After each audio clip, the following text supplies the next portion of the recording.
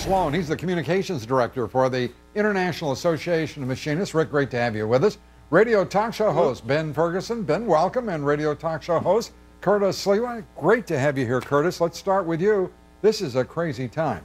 Obamacare has been ruled unconstitutional by an appellate court. 4 straight days of 400-point swings on Wall Street.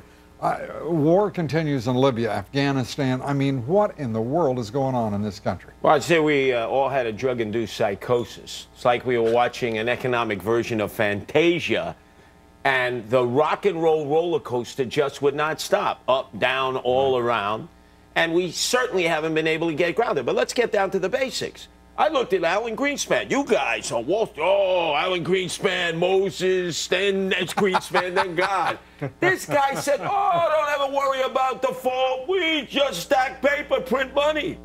I said, wait, By the way, he's not wrong. But I understand that, but he's the first one to ever say it. Don't worry about default. We just keep printing money. Hey, the Weimar Republic, you know, devalued currency. He didn't seem to have a care in the world. And that's been triggered by Guyton, who said, I want to save America. I was ready to leave. Things got worse. I'm going to stick it to all you Americans. I'm staying. Ben Ferguson, I think Curtis has put it in context.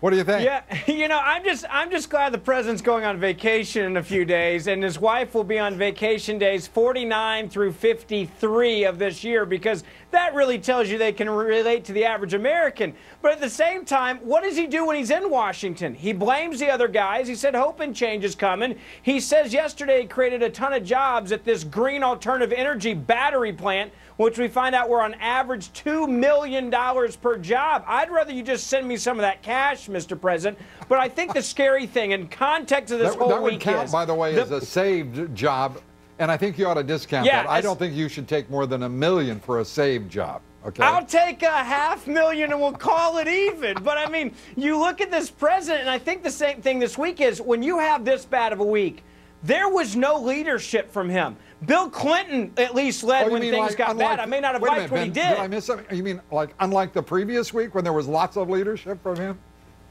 Well, no, but I mean, you talk about like 2 bad weeks of rerun, and this guy knows how to do it. And he's like, I'll go on vacation. It's like Rome's burning. Let's go to another place. Rick Sloan, the president has done something that you've been calling for and I have been calling for some time.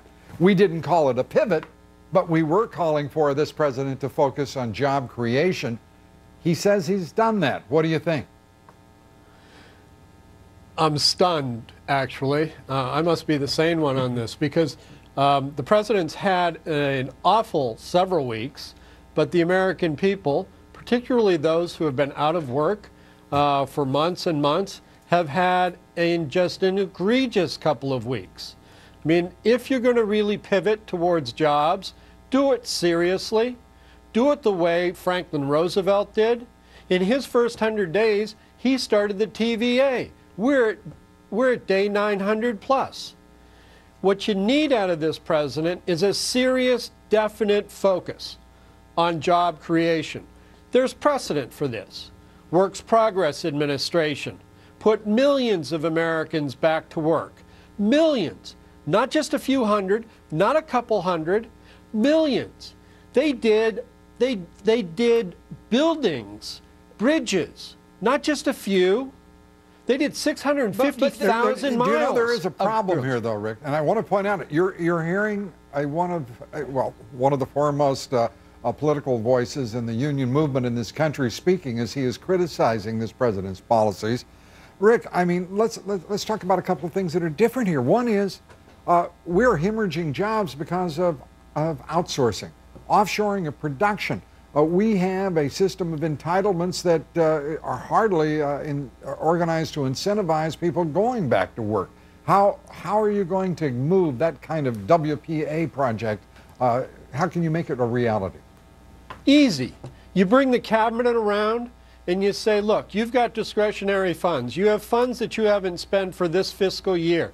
Not another dime. You put it on the table, and I'm going to put people to work with it. Lou.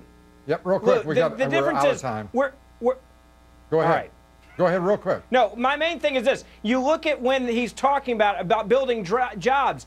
I wasn't even born then. The world has changed. You can't just go out and build more roads and jobs and think all these bridges are going to fix the economy when the economy has changed in this country. By the way, Lou, no, you can't. It doesn't work. The EPA would make sure the TVA never exists. And by the way, the red Chinese are going to knock those batteries off and have them in the marketplace before we do, Mr. President. You know that. Deal with the red Chinese knocking us off on everything we produce. Curtis, Ben, the private sector is going to change this country, not government jobs. Rick?